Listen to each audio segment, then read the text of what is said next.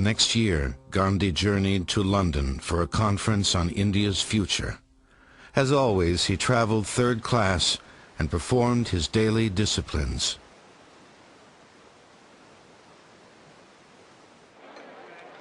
In London, he created a public relations bonanza, staying with the poor in the East End, winning affection wherever he went. Children followed him, shouting, "Gandhi, where's your trousers?" You are going to tell the other children that I love you all as my own children. That's all I want to say. Invited to Buckingham Palace for royal tea, he was criticized for appearing before the king in a loincloth. "The king," replied Gandhi, "was wearing enough for both of us." Back home in India, he spread his message through daily prayer meetings. I am going to request the father of our nation, the apostle of love and truth and non-violence, to give us his benediction. It is complete independence that we want. An ordinary prayer meeting could have these hundreds of thousands of people. You would look sort of just out of the corner of your eyes, and not one person was not gazing at him, absolutely the attention rapt. Gandhi admitted to the flaw of ego, and at times found mass adoration exhilarating. More often, however, the constant crush of disciples was simply overbearing. I recall on many occasions when I was traveling with him, at every station there would be thousands of people in the middle of the night shouting, "Long live Gandhi, long live Gandhi," and they would go on shouting until the train passed there. The result was all that din was that he could never sleep. He was surrounded by a loyal entourage who lived according to his dictates. At times, he required celibacy from his married disciples. And in the last years of his life, he engaged in tests of willpower that shocked his greatest admirers, sleeping naked with young Hindu girls. The idea, he explained, was to challenge his discipline and thereby heighten his commitment.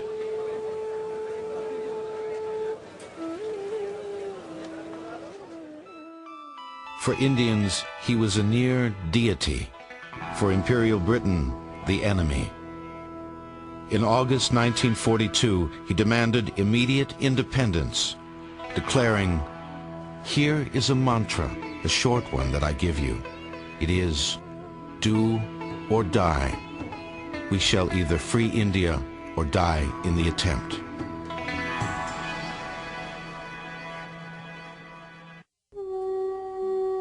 The night of Gandhi's 1942 Quit India speech, he and the entire Congress were arrested.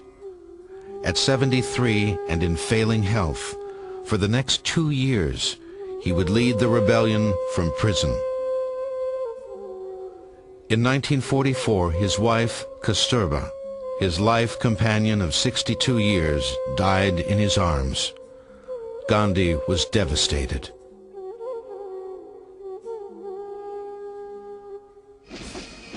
A year later, an exhausted Britain admitted it no longer had the resources to rule India.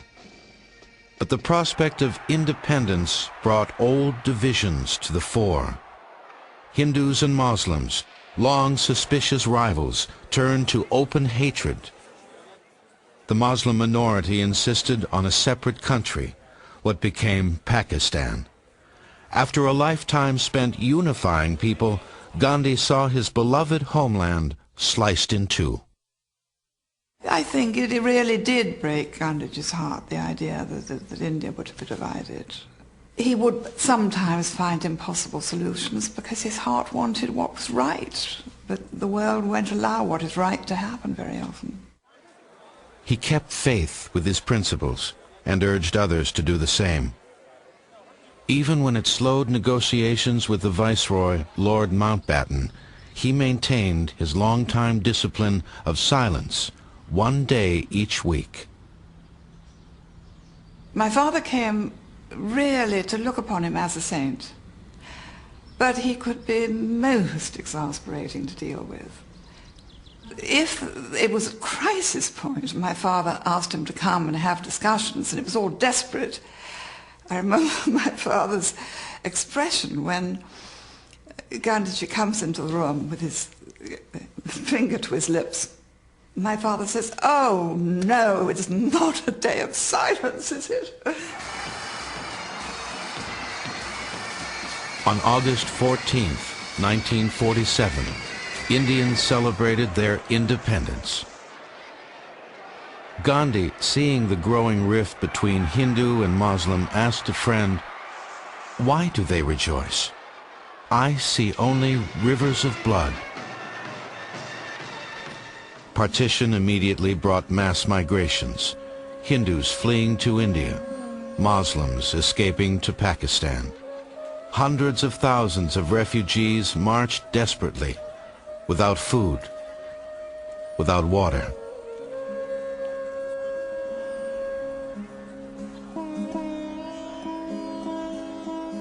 Devastated by privation, torn by ancient animosities, two great religions erupted into mutual massacre.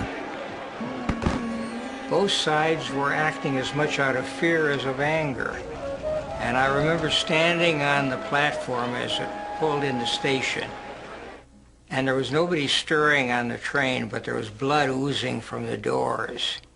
And when they opened the doors, it looked like a butcher shop, except the meat had pieces of clothing on them.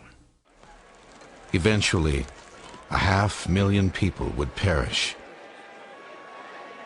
Gandhi's horror at the carnage was heightened by searing guilt.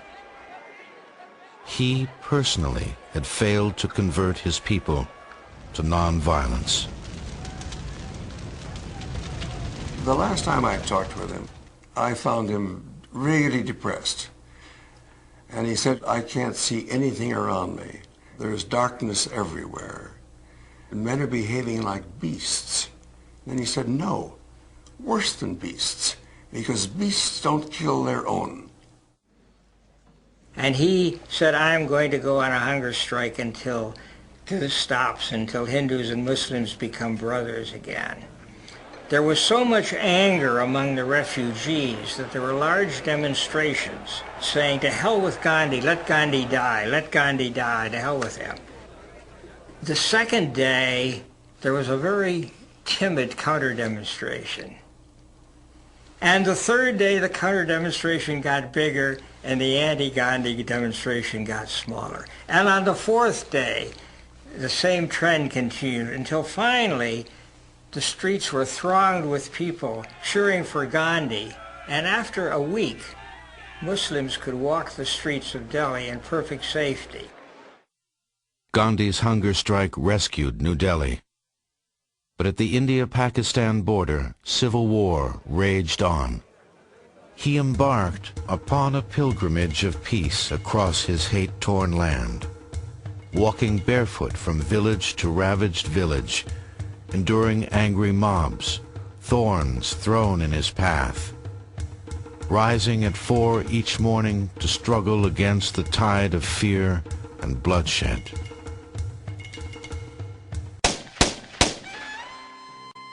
In the instant before death took him, Gandhi murmured, "Rama," the Indian word for God. The shock was so appalling that